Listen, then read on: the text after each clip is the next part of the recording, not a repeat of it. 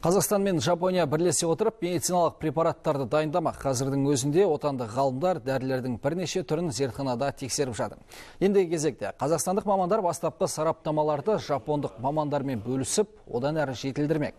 Бұл туралы бүгін Қазақстан мен Жапония арасындағы медициналық меморандумға қол қою барысында белгілі болды. Келісімнің негізінде енді қазақстандық дәрігерлер Жапонияда ядролық медицина саласында білімін жетілдіруге мүмкіндік алады. Тиісті құжатқа бүгін президент іс басқармасы медициналық орталық ауруханасының директоры Әмір Ахметов және Шиода Techno Corporation компаниясының жетекшісі Хироши Кавамура қол қойды. Өкінішпен айтқанда, біз кішкентай артта қалып жүрміз.